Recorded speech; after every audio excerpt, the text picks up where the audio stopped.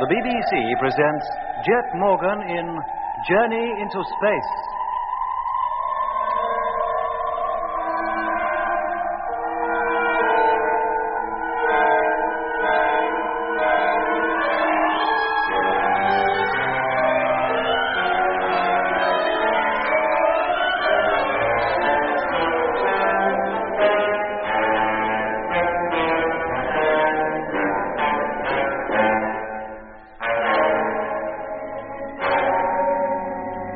We have now covered nearly 120 million miles of our 6-month-long journey through space to the red planet Mars.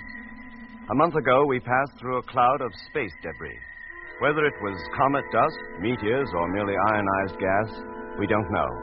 But for 7 hours, all electronic equipment within our ship was completely upset, causing us to lose contact with the rest of the fleet. When at last we were clear, we discovered to our horror that freighter number 6 had disappeared. All efforts to contact her by radio were fruitless, and finally there was nothing for it but to give her up as lost.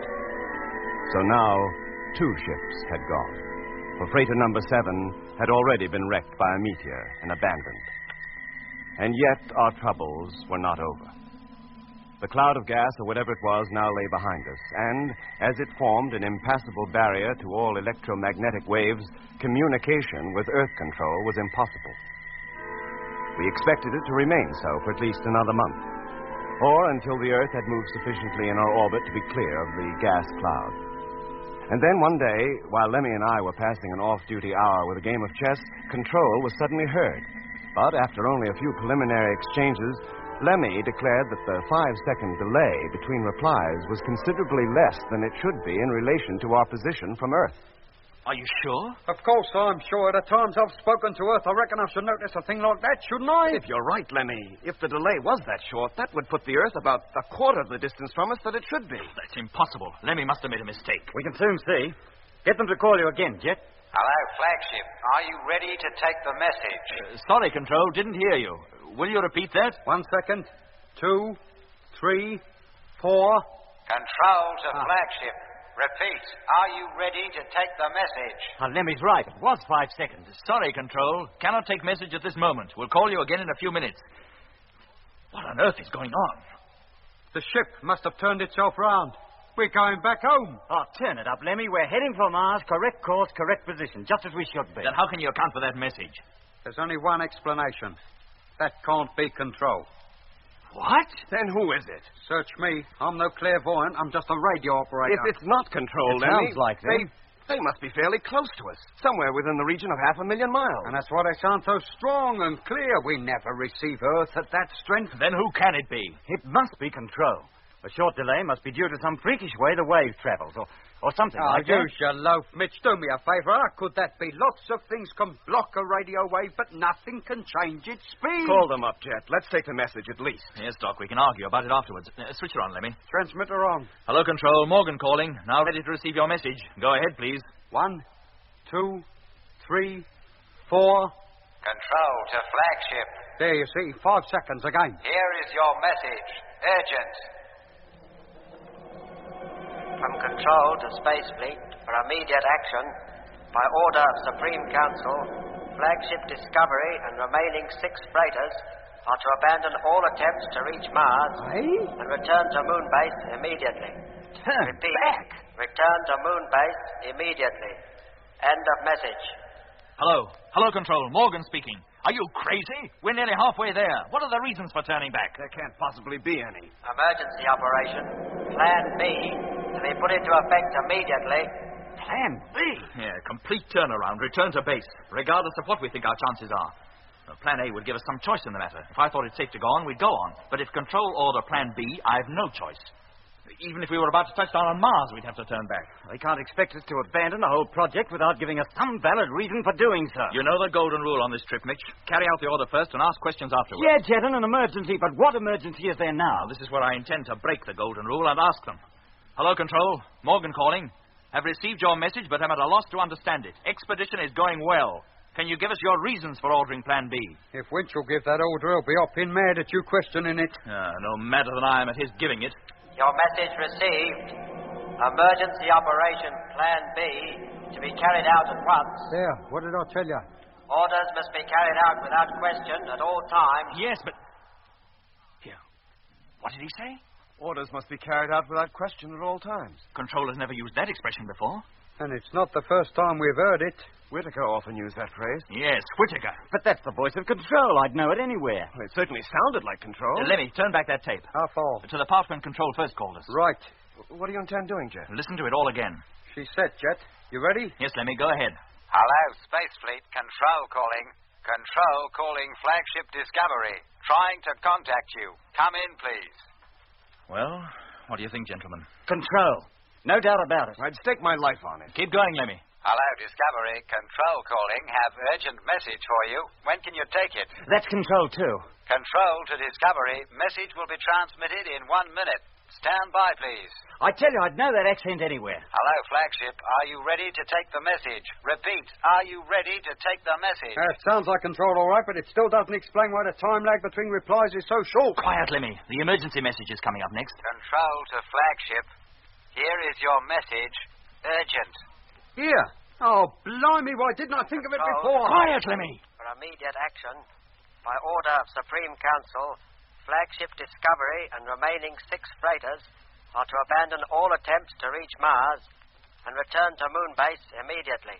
That's not the same voice. Return to Moon Almost, Base but not quite. immediately. When the actual message came, a new voice took over. Yeah, and what I was about to Play say... it again, Lemmy. Yes, Jet. Here it comes.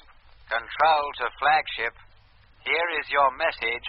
Urgent. Now listen, From carefully. Control to Space Fleet for immediate action, by order of Supreme Council... It is a different voice. Flagship In all the Discovery excitement of being told to turn back, we didn't notice it. And if you'll just let me get one word in edgeways, there's another thing. What's that, Lemmy? The freighters, he said. The flagship and the remaining 6 freighters was to turn back. Well, there are only 6. But Earth doesn't know that. So far as I know, we've lost only one, number 7. Yes, you're right. We lost number 6 while we was passing through that cloud of ionized gas or whatever it was. And we lost all contact with Earth at the same time, and we haven't re-established it since. Yeah. Lemmy, can you get a bearing on that signal? Yes, if you keep him talking long enough. All right, get ready to do it. I'll call him up. Yes, mate. Hello, Control. Flagship calling. Have message for you. Can you take it, please? You all set, Lemmy? All set. Hello, Flagship. Receiving you loud and clear. Ready to take your message. That's Control's voice again. Did you get the bearing, Lemmy? Not quite. Hello, Control. Sorry, didn't get that. Would you repeat your call, please? Should line up on him this time. Hello, Flagship. Receiving you loud and clear. Ready to take your message. Right. Got it. Hello, Control. Here is my message.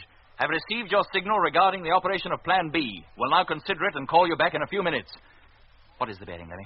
1 degree to starboard. Azimuth reading. Altitude nil, depth nil. He's almost right slap in front of us, whoever it is. That's it, then. It can't be Control. If it were, he'd be behind us. Hello, Discovery. Your message received. Aye, there's the mystery voice again. There's no time for consideration. Action must be taken at once, or we cannot be held responsible for consequences. No, he's trying to scare us. Hello, Control. Your message received. Action will be taken on it if and when I think fit. That is all. And you can pick the bones out of that. Well, gentlemen, I think that about settles that. It's not Control. It's someone using the voice of Control in the hope of fooling us into turning back. But who? Whitaker. Who else? He must have gotten ahead of us. But what could he gain from that? He's got one of our ships, hasn't he? But he can't go anywhere in it. Even if he went onto Mars, he couldn't land her. She's not built for it. And if he just keeps going, he'll eventually cover a full orbit, and in a couple of years be back where we all started, on the moon. And we'd be there waiting for him. There'd be no point in that either. And why try to get us to turn back? If I knew, I'd gladly tell you. Oh, what's he trying to do? Wreck the expedition? He must be raving mad. If he were, he'd never have gotten through the psychiatry test. Oh, there must be some other reason behind it. Something much deeper and stranger than we can comprehend. Something to do with his being born in 1893, maybe. Oh, you don't really believe that, do you? I'm beginning to believe almost anything so far as Whitaker's concerned. The way he behaved the whole time he was with the expedition. The uncanny effect he had on the crew members of the ships he was in. All of it must add up to something. But what? Oh, I wish I knew, Doc. If I did, we might have some idea what to expect next. Well, there's one fellow who can tell you that. Tell you exactly what Whitaker is up to at this very minute. Who's that? Peterson, the pilot of number 6. The last we heard from him, he was yelling for help. Yes, I'd forgotten about him. I wonder if he's safe, even if he's alive. If he were, Jet, he'd have called us up by now on number 6's radio. You're right, Doc. You mean you count him as dead, then? Not necessarily, Lemmy, but if Whittaker is as crazy as he appears to be, we can't hold out much hope. Blimey. Look, Lemmy, keep a constant listening watch on Control's frequency. If anything comes through, call me immediately. Right. But first, get me Frank Rogers of number 2 on the ship-to-ship system. Yes, mate. Rogers? What for, Jet? He spent more time with Whittaker than anybody. I want to get him over here and talk to him.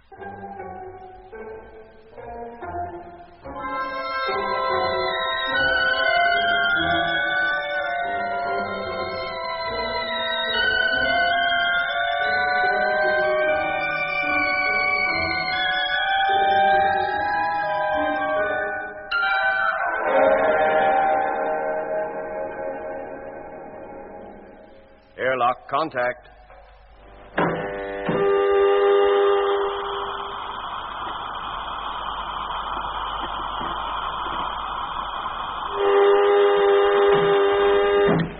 Air pressure, maximum. Okay, Doc. Open her up. Hatch opening.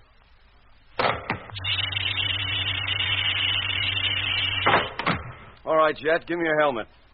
Thanks, Doc. How are you, Frank? Fine, Doc, and thanks for the invitation over. First time I've been out of my ship since we took off 8 weeks ago. I'm afraid it's no party you've been invited to, Frank. Huh? You better get your suit off. Then come on over to the control table. We'll talk over there. Yes, sir. Lemmy heard anything more? No, Jet, not a sound. Oh, they must realize we've seen through that little game and have given up trying to fool us. With the radio, maybe, but what will they try next? Here, give me your suit, Jet. I'll put it away for you. Oh, thanks, Doc. Well, Captain, here I am. What's the trouble? It's about Whittaker. Oh? You know everything that's happened regarding him. Well, nearly everything. Oh, more than most, I think, sir. But there's plenty you don't know, Frank. That nobody in the whole fleet knows except the crew of this ship. Really, sir? You remember Personnel Section wanted information on Whittaker? Well, you asked him for it while he was still in my ship over the intercom. Mm-hmm. And then I had him transferred to here. That's right, sir. He was sick. Well, so it appeared. Wasn't he sick then, sir? Not in the way you mean. Oh. Then, as you know, I finally had him placed with Peterson in number 6, and number 6 has since been lost. Yes, sir. But less than an hour ago, we believe we had a radio message from number 6. Oh, thank goodness, sir. Are they all right? No, they're not all right. Far from it. What? I said we believed we heard from number 6. Fact is, when we first picked up their signal, we thought we were in contact with Control. Well, how could that be, sir? Well, it was Control's voice we were hearing, at first anyway. But after taking a bearing on the source of the transmissions, we decided the signals were being radiated from a point some 500,000 miles in front of us. Well, then it couldn't be Control, could it, sir? Not in 1,000 years. We believe it to be number 6. And we also believe Whittaker to be behind the messages we were receiving from her. Well, may I ask what they were, sir? Orders to turn back. This isn't a joke, is it? It's no joke. Far from it. Listen, Frank. We've no way of discovering the reason for Whittaker's odd behavior, except by finding out all we possibly can about him. Now, you spent a month alone with him. Well, about the most uncomfortable 4 weeks I've ever spent with anybody, sir. I complained to Lemmy about him. Yes, he told us, but we thought Whittaker merely had a bad dose of space sickness and would soon get over it. The little time he spent in this ship proved it was something more serious than that. How did you stick it as long as you did? It was the case of having to. Tell me, Frank, just what did Whittaker do that upset you so much? Nothing. Nothing? I mean, it was his doing nothing that upset me. He wouldn't talk unless it was necessary. But what did he do in his spare time? Oh, just lay on his bunk. At all? Well, unless anything came through on the radio, then he'd be up on his feet in a flash, listening, as though the message were for him personally. Oh, that doesn't give us much to go on, Frank. Was there nothing else? Well, if there was, it must have happened while I was asleep. And that wasn't often. Oh, why not? I was scared to. Why? Well, I had such fantastic, horrible dreams. What about? I can't remember. I seemed to forget them as soon as I woke up. And believe me, Jet, I woke up in a cold sweat at least a dozen times. Uh-huh. But as soon as Whittaker left the ship, you slept soundly. Yes. I can't tell you how grateful I was when you decided to have him transferred. He affected Lemmy in the same way, but not so strongly. Had Lemmy been alone with him, it might have been a different story. It might have that. Look, Frank, you really haven't told me anything I don't know already. There really isn't anything more to tell. Oh, except one thing. Yes? He was always asking if he could take my radio watch. Oh, and did you let him? No, it's against regulations, except for emergency. Quite right. It was rather an odd request from a fellow who was always telling me that orders should be obeyed without question at all times. This would be his favorite phrase. And when he did get to the radio, was there anything odd about the way he carried on then? Only once that I'm aware of. What happened? Well, I came out of the cargo hatch after a routine check and found him tuned into control and listening into the messages being passed between this ship and base. Oh? Had he been ordered to listen on control's frequency? No, we were supposed to be on the ship-to-ship wavelength. And the other odd thing about it was that he'd recorded everything Control had said. Only control's transmissions, not ours. No, Jet, Control's only. Did you tackle him about it? Yes. What did he say? Well, he said you'd called him up and asked him to keep a check watch on Control as reception wasn't too good and you didn't want to risk not hearing anything vital. How long ago was this, Frank? Well, about 2 weeks out from takeoff. Well, it is possible. One ship is often detailed to keep a double watch on Control. We'll check up. Can you let me have the actual date? Oh, when I get back to the ship, I can. Or we could call Grimshaw and ask him. No, I'll wait until you get back. Look, Frank, I don't want a word of this mentioned to the rest of the fleet. Is that clear? Yes, sir. Meanwhile, if you think of anything else that might have a bearing on all this, call me up, will you? I will, sir. Well, that's all. Oh, have you eaten? Oh, yes, just before I came over, thank you. Very well. I think you'd better get back. We don't want to leave Grimshaw alone in number 2 any longer than we can help. And thanks for the chat, Frank. What you just told me may well prove very useful. Thank you, sir.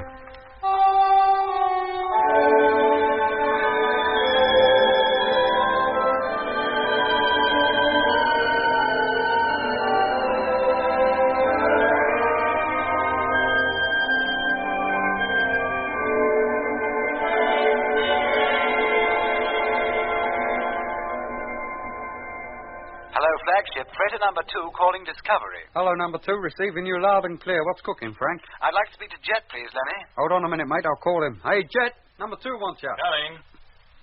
Hello, number 2, Morgan here. Oh, Rogers here, sir. I've checked back in the log to the date in question. It was April 22nd, 13 hours, Universal Time. Oh, good. Hold on a minute. Lemmy, look up the handwritten log, will you? April the 22nd, 1300 hours. Right. April. 6, 8. Here we are, April 22nd. Were we in contact with base then? Yes, Jet, for 20 minutes. Who was keeping check watch? Freighter number 4. Thanks, Lemmy, that's all. Hello, Frank. Can you hear me? Yes, sir. We've just checked with the log. Check watch was kept by number 4. I thought that might be the case, and I took the matter a little further. Oh, how? I checked back on the recorder to that date, too. Well? The recordings of Control's messages during that transmission are missing. You mean he didn't record them after all? Oh, yes, he did, sir. But the tape has been cut, and that particular section removed. Has it? Well, that proves a lot. Nice work, Frank, and thanks. Thank you, sir. Hey, Doc, Mitch. What's up? Just as we thought. That was the voice of Control we heard at first. Whittaker was relaying it from number 6. He did take the tapes with him then. Yeah. He must have kept them in the pocket of his crew suit. He probably had a good deal more stuff open in number 2 as well that he had to leave behind, and that's why he was so upset when I told him he wouldn't be going back there. If he had, it'd have been number 2 that we'd be missing now. Yes. When I transferred him, he had to change his plans. Still, one ship serves as well as another. He was in number 6, so he took number 6. And when he got far enough ahead of us, he played the tapes over the transmitter, trying to kid us into thinking it was Control, and then gave us that phony message about our having to turn back. Well, it didn't come off, did it? No, it did not. Yeah. I wonder what other crafty schemes he's got up his sleeve. Goodness knows. But we'd better be on the lookout. Anything might happen. I'm going to tell the entire fleet the whole story of Whittaker as we know it, from start to finish. Warn them to be ready for anything. Are you sure that's wise, Jet? Yes, Doc, I am. We've kept back most of the information we have on Whittaker because it seemed too fantastic to be true, but... Well, now I'm not so sure. You don't mean you believe that stuff Earth told us about him? The way he's carrying on, Mitch, I'd believe anything. I wouldn't even be surprised if he had something to do with that meteor swarm or whatever it was we passed through. Oh, now, Jet, that's carrying things a bit too far. Well, he certainly seemed keen enough to plow through it, remember? He was the only one who was. Of course he was keen. It was only when we got into the thick of it and lost all contact with him that he was able to make off with number 6. Only then could he put his scheme into action. And what scheme? The scheme to get us to turn back, Mitch. Jet, I think you're letting 1 or 2 freak radio transmissions and a couple of coincidences make you lose your sense of proportion. The arm of coincidence isn't that long, Mitch. Not where Whittaker's concerned. If you ask me, the reason why that meteor swarm, or whatever it was, always remained in our path no matter what evasive action we took, was because that's what it was supposed to do. It was put up as a barrier, a means of scaring us into turning back. Oh, come on. And when we didn't, when we decided to plow straight through it, then other plans were put into action. Who by? How should I know? But we're not turning back. Too right we're not. We'll get to Mars. And neither Whittaker nor anybody else will stop us. Let me call up the fleet. Every ship, I'll talk to them. Yes, Jet. They might as well know the truth. The whole truth. And they might as well know that come what may, we're pressing on. We set out to reach Mars, and we're going to. Hello, Space Fleet. Flagship calling Space Fleet. Have urgent message for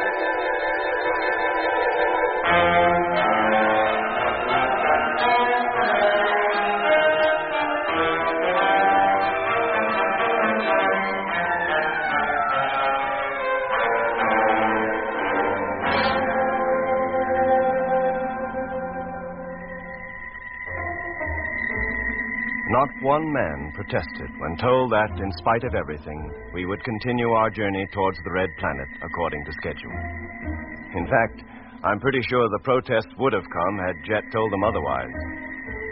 Every ship was now put on a rota to keep watch on Control's frequency, to report to Discovery the moment anything was heard, whether the call was thought to be a spurious one from the missing number 6 or a genuine one from Control itself. But, in spite of the constant watches, no contact was made with anybody outside the fleet. Another 2 weeks went by, 2 uneventful weeks, during which time we covered another 10 million miles, bringing our total since takeoff to 129 million. We were rapidly approaching the halfway mark. The fleet still kept perfect formation. And still, there was the large gap between freighter ships 5 and 8, marking the places that should have been occupied by the ill-fated numbers 6 and 7. We were traveling at something over 30,000 miles an hour, but to all appearances, the fleet hung motionless in the star-studded, velvet black sky. Occasionally, we took a look at Mars, which was getting close enough for us to be able to identify it as a disk, even with the naked eye. The Earth, on the other hand, was ever decreasing in size, and it became more and more difficult to pick out the familiar features of its surface, even with the little navigational telescope. For 19 days, nothing untoward was noted in the log, and then Lemmy, who, for the sake of a change, had taken over radar watch for a spell, had something to report. What is it, Lemmy? Something's out in front of us, getting a signal on the screen. What? There. Can you see it? Yeah, I can. Well, what is it? How should I know? It isn't very large. Minutest sizes go out here. Hey, Jet! Coming. Now, what's the trouble? The radar, it's detected something straight ahead. How far ahead? I don't know. I haven't calculated. Then you'd better. Find out its distance from us and its size. No, look, on second thought, you better get over to the radio. Oh, do me a favor. Don't you trust me with this thing? Yes, Lemmy, but I want you to call up freighters 2 and 4. Tell them to keep watch, too. And let me have the reports on the object as soon as possible. Yes, Jet. What do you think it is, Mitch? Haven't the least idea. Not at this stage. But it's not another meteor swarm. That's certain. Object's still too far off to estimate size. Thank you, number 2. Be glad of another report as soon as you can manage it. Jet? Yes, Lemmy? Third report from number 2. I'll get it, Jet. Thanks, Doc. Is this the only one, Lemmy? For a moment, Doc, yes. Mm-hmm. Expecting a further report from number 4 in 10 minutes. Right. Here you are, Jet. And what's it say? Estimated distance 4,000 miles. 4,000? Then we're still overtaking it at the same speed, at roughly 1,000 miles an hour. That'd put the object's speed at approximately 29,000. 1,000 miles an hour slower than ours. Get over to the telescope, Mitch. See if you can detect that thing yet. Sure. How about the televiewer, Jet? Shall I try to get it on that? If you like, Doc, but I think it's too small for you to pick up at this distance. Well, no harm in trying anyway. I'll give you a call if I see anything.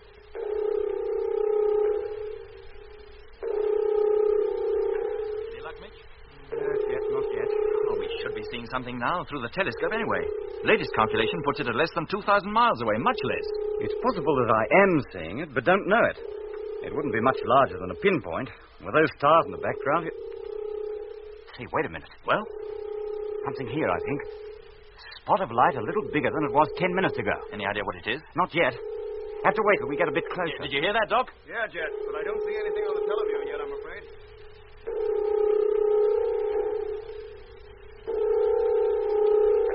No doubt about it now, Jet. It's there, all right.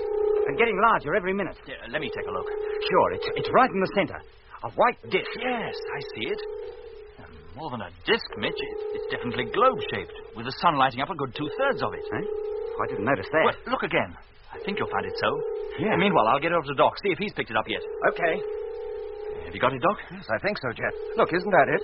I've been watching it closely the last quarter of an hour or so. It's certainly increasing in size. Yes. Through the telescope, it's globe-shaped. Huh? Well, then, what on earth can it be? I wish I knew. I could then decide whether it would be necessary to take evasive action.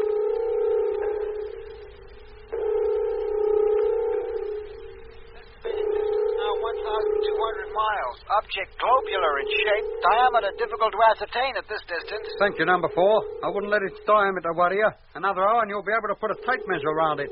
Here you are, Jet. 5th report from number 4. Thanks, Lemmy. Truth, I know what this is. Eh? It's a ship. What? Yeah, Jet. A spaceship. Eh? one of ours. Are you sure? Well, of course I'm sure. The reason it looks globular in shape is that its cabin is facing us, so that the rest of the structure is blocked out. Here, let me get at that telescope. It's all yours. Yes, Mitch, you're right. She's still very small, but no other object in the heavens could look like that.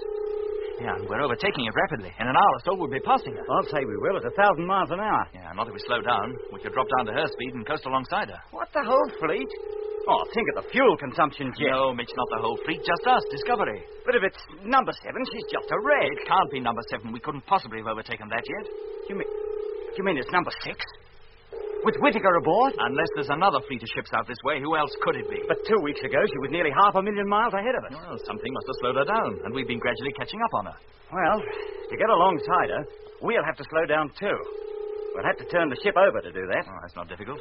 You mean you intend to let the rest of the fleet go coasting off on its own? Oh, we can catch up on it later.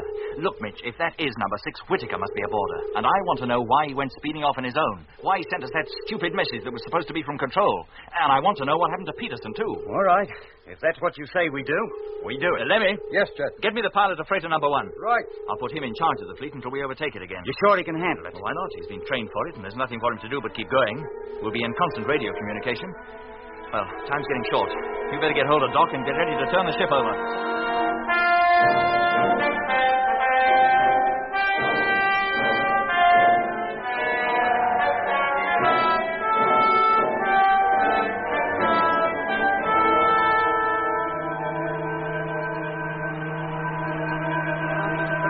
Degrees.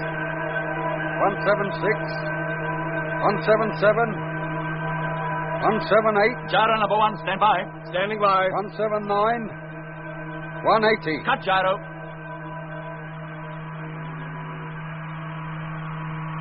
Gyro cut. 180 degrees. Steady as she goes. Stand by to fire motor. All set. Televiewer stern view on. Ship in full view. And it is number 6. Ready, Mitch? Now, fire! Contact! So long, boys. See you later.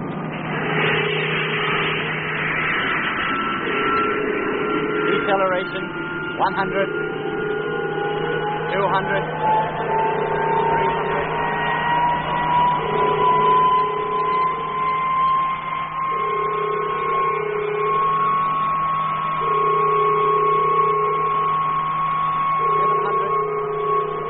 800, 900, 1,000. Cut the motor.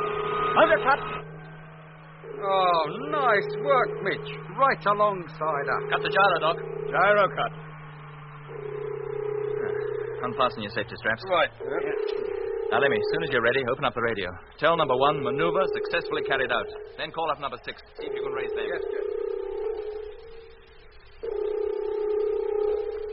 Hello, number 6. Hello. For the last time, this is Flagship Discovery calling. Come in, please. It's no good, Jet. Either he don't hear us or he doesn't intend to answer. He can hear us all right. If he's in there. Where else could he be? All right, Doc. Put your suit on. Eh?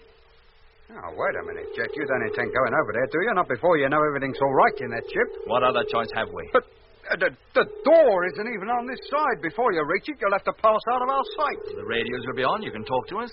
Well, if you say so, but I'll tell you, mate, I don't like it. Might be a trap, a trick to get you in there. That's a chance we'll have to take. All right, Doc. Let's go. Hatch opening.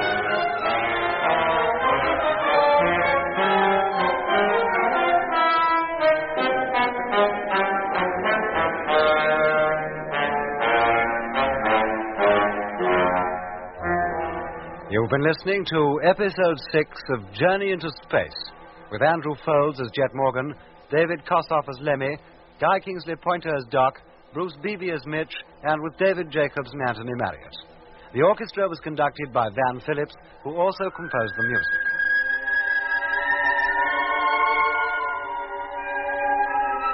Journey into Space is written by Charles Chilton and produced by him in the London studios of the BBC.